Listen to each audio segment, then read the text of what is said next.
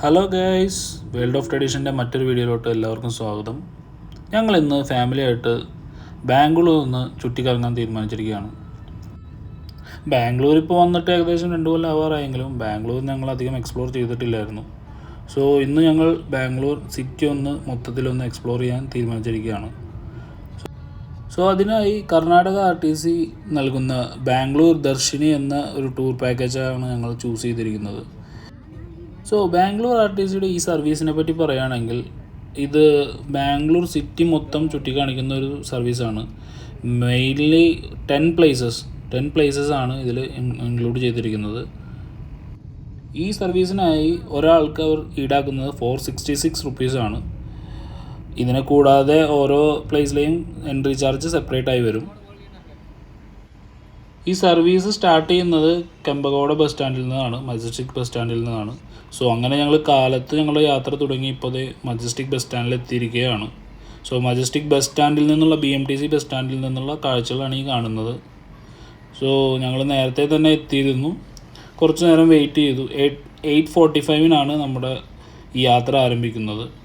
So ഈ കാണുന്ന വണ്ടിയിലാണ് നമ്മൾ ഈ യാത്ര ഇന്ന് പോകുന്നത്. BMTCയുടെ വോൾവോ ബസ്സാണ്, AC ബസ്സാണ്. സോ അങ്ങനെ ഞങ്ങൾ ബസ്സൊക്കെ ബോർഡ് ചെയ്തു, യാത്രയ്ക്ക് വേണ്ടി വെയിറ്റ് ചെയ്തിരിക്കുകയാണ്. ബസ് ബോർഡ് ചെയ്ത ശേഷം കണ്ടക്ടറുടെ ചെക്കിനും കാര്യങ്ങളൊക്കെ കഴിഞ്ഞു. അങ്ങനെ യാത്ര ഏകദേശം ആരംഭിക്കാറായി. യാത്ര തുടങ്ങുമ്പോൾ കണ്ടക്ടറുടെ നരേഷനാണ് ഈ കേൾക്കുന്നത്. നരേഷനോടൊപ്പം ബാംഗ്ലൂരിൻ്റെ ഒരു ചരിത്രവും ആൾ വിശദീകരിച്ചിരുന്നു. ഹിന്ദിയിലും കന്നഡയിലും ആൾ മാറി മാറി പറഞ്ഞിരുന്നു. സോ അത് കേൾക്കാനും അറിയാനും നല്ലൊരു അറിവ് തന്നെയായിരുന്നു.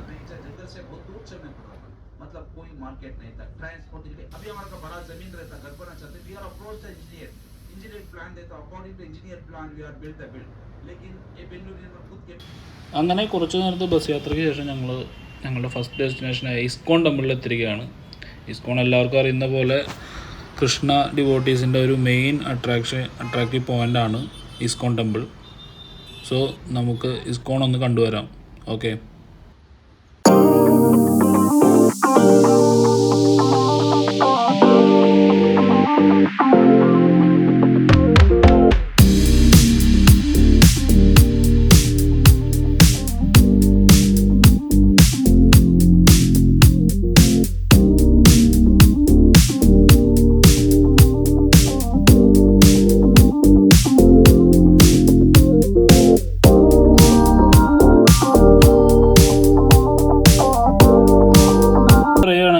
നല്ല ഒരു മെഡിറ്റേഷൻ സെൻറ്റർ പോലെയാണ് തോന്നിയത്. ശ്രീകൃഷ്ണ വിഗ്രഹങ്ങളെ കൊണ്ട് നിറഞ്ഞ ഒരു അമ്പലം തന്നെയായിരുന്നു ഇസ്കോൺ ടെമ്പിൾ. അകത്തോട്ട് ക്യാമറകൾക്ക് പ്രവേശനമില്ല, അതുകൊണ്ട് തന്നെ അകത്തെ കാഴ്ചകൾ പകർത്താൻ സാധിച്ചിരുന്നില്ല. ഇസ്കോണിലെ കാഴ്ചകൾക്ക് ശേഷം ഞങ്ങളുടെ രണ്ടാമത്തെ ഡെസ്റ്റിനേഷനായ നാഷണൽ ഗാലറി ഓഫ് മോഡേൺ ആർട്ടിലോട്ട് പോവുകയാണ്. സോ അങ്ങനെ ഞങ്ങൾ ആ ഡെസ്റ്റിനേഷനിൽ എത്തിച്ചേർന്നിരിക്കുകയാണ്. സോ ഇവിടെ മെയിനായിട്ട് ഡ്രോയിങ്സിൻ്റെ പ്രസൻറ്റേഷനാണ്. സോ ഈ ഗാലറിയിലോട്ട് നമുക്ക് പ്രവേശിക്കാനായിട്ട് പ്രവേശന ഫീസായിട്ട് 20 രൂപ വെച്ച് കൊടുക്കണം. പിന്നെ ഇവിടെയും ക്യാമറ അലൗഡ് അല്ല. സോ കാഴ്ചകളെല്ലാം വളരെ പരിമിതമാണ്. സോ അങ്ങനെ നാഷണൽ ഗാലറിയുടെ കാഴ്ചകളെല്ലാം കണ്ട ശേഷം ഞങ്ങളുടെ അടുത്ത ഡെസ്റ്റിനേഷനിലേക്ക് യാത്ര ആവുകയാണ്. സോ നമ്മുടെ അടുത്ത ഡെസ്റ്റിനേഷൻ എന്ന് പറയുന്നത് കേരളത്തിലെ നിയമസഭാ മന്ദിരം പോലെ ഇവിടുത്തെ നിയമസഭാ മന്ദിരമായ വിധാൻ സൗധയിലോട്ടാണ് പോകുന്നത്. ഈ കാണുന്നതാണ് വിധാൻ സൗധയുടെ ആ ഭംഗിയായിട്ടുള്ള ആർക്കിടെക്ചർ നിങ്ങൾക്ക് കാണാൻ സാധിക്കും. വളരെ മനോഹരമായിട്ടുള്ള ഒരു കാഴ്ച തന്നെയായിരുന്നു. സോ അതും കണ്ട ശേഷം ഞങ്ങൾ നേരെ പോകുന്നത് ടിപ്പു സുൽത്താൻ പാലസിലോട്ടാണ്. സോ നമ്മളെല്ലാവരും മൈസൂരിലെ ടിപ്പു സുൽത്താൻ്റെ പാലസ് കണ്ടിട്ടുണ്ടായിരിക്കും. വലിപ്പത്തിൽ അത്രയൊന്നും ഇല്ലെങ്കിലും വളരെ മനോഹരമായ ആർക്കിടെക്ചർ നിർമ്മിതി തന്നെയായിരുന്നു ഈ പാലസും.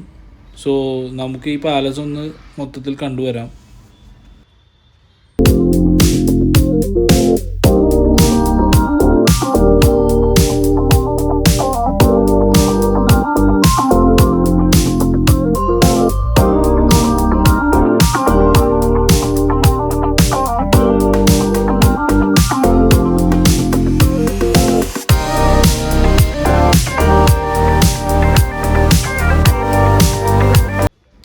പാലസിലെ കാഴ്ചകൾക്ക് ശേഷം ഞങ്ങൾ നേരെ പോയത് കർണാടകത്തിൽ തന്നെ വളരെ ഫേമസ് ആയിട്ടുള്ള ഗണഗംഗാധരേശ്വര ടെമ്പിൾ വിസിറ്റ് ചെയ്യാനായിട്ടാണ്. സോ ഇവിടുത്തെ മെയിൻ സ്പെഷ്യാലിറ്റി എന്ന് പറയുന്നത് ഈ ക്ഷേത്രം എന്ന് പറയുന്ന ഒരു ഗുഹാ ടെമ്പിളാണ്. സോ വളരെ ചൈതന്യപൂർണ്ണമായിട്ടുള്ള ഒരു ദർശനം തന്നെ നമുക്ക് സാധിക്കുന്നതാണ് ഇവിടെ പോയി കഴിഞ്ഞാൽ. പിന്നെ ഇവിടുത്തെ വൺ ഓഫ് ദ സ്പെഷ്യാലിറ്റി എന്ന് പറയുന്നത് ഈ ടെമ്പിളിനോട് അടുത്തുള്ള സ്കൂളിലാണ് നമ്മുടെ സൂപ്പർ സ്റ്റാർ രജനീകാന്ത് പഠിച്ചതും വളർന്നതും.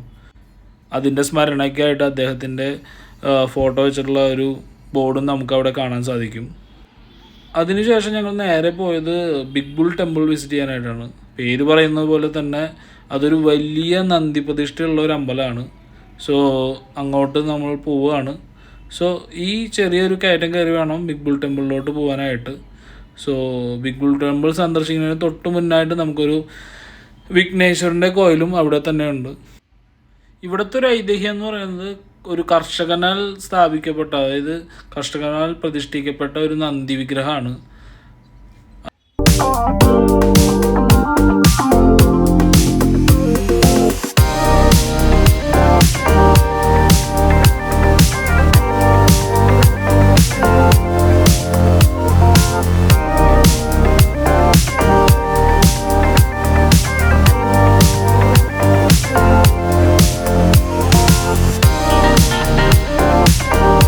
സോ ബിഗ് ബുൾ ടെമ്പിളിലെ ദർശനമൊക്കെ കഴിഞ്ഞപ്പോഴേക്കും സമയം ഏകദേശം 1 മണിയായിരുന്നു. സോ അങ്ങനെ ഞങ്ങൾ ഭക്ഷണം എല്ലാം കഴിക്കാൻ പോയി.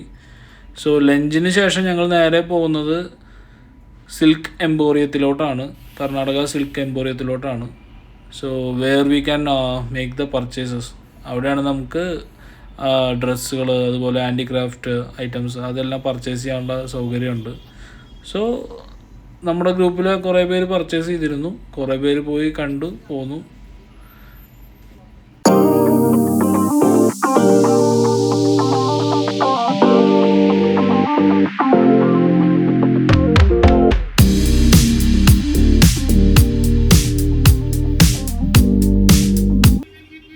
അങ്ങനെ പർച്ചേസ് എല്ലാം കഴിഞ്ഞ ശേഷം ഞങ്ങൾ നേരെ പോകുന്നത് ലാൽബാഗിലോട്ടാണ്.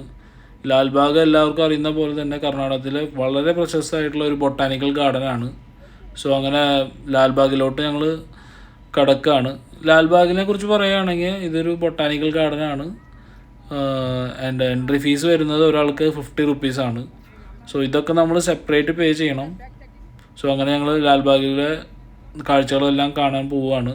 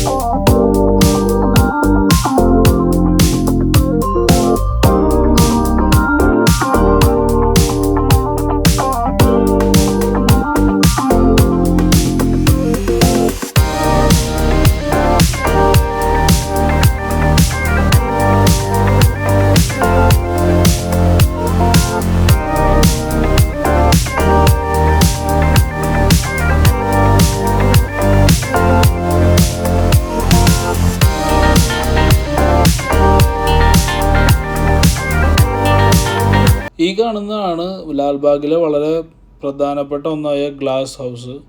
സോ ഈ ഗ്ലാസ് ഹൗസിനെ പറ്റി പറയുകയാണെങ്കിൽ ഇതൊരു ബ്രിട്ടീഷ് നിർമ്മിതി പോലത്തെ ഇതിൽ ആർക്കിടെക്ചറിലാണ് നിർമ്മിച്ചിരിക്കുന്നത്.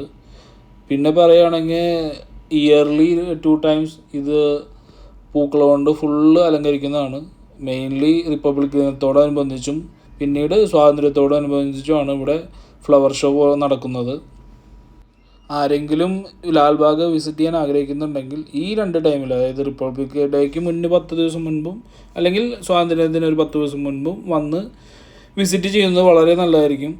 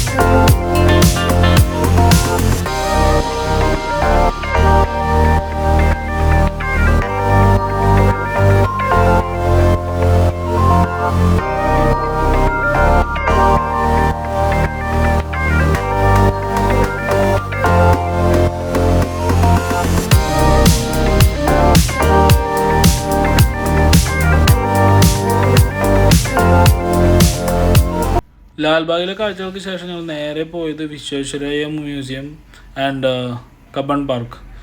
ഈ മ്യൂസിയത്തിൻ്റെ ബാക്ക് സൈഡായിട്ടാണ് ഈ കബൺ പാർക്ക് വരുന്നത്. സോ മ്യൂസിയത്തിലെ എൻട്രി ഫീസ് എന്ന് പറയുന്നത് 90 റുപ്പീസ് ആണ്. ഇപ്പോൾ ഏകദേശം ഒരു 4 മണിയോളം ആയിരുന്നു.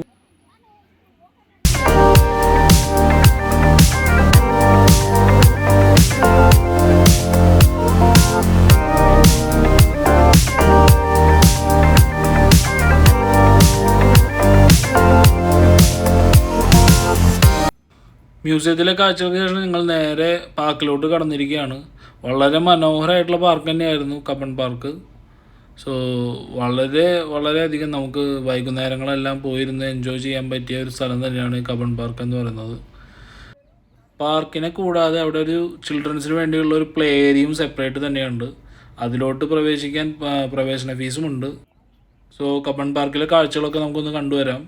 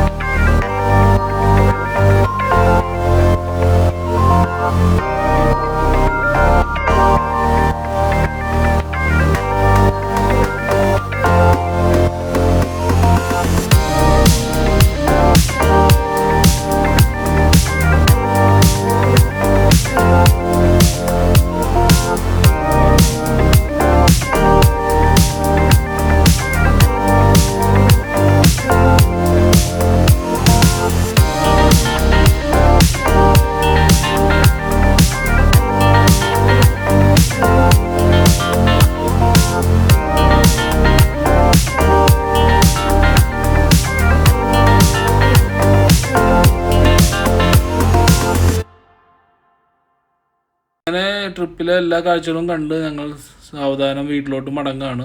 സോ പോകുന്ന വഴിയിൽ ട്രാഫിക് ബ്ലോക്കാണ് ഈ കാണുന്നത്. വളരെ മനോഹരമായിരുന്നു KSRTCയുടെ ഈ ട്രിപ്പ്. ആർക്കും ചൂസ് ചെയ്യാവുന്നതാണ്. മറ്റൊരു വീഡിയോയുമായി വീണ്ടും കാണാം. ബൈ.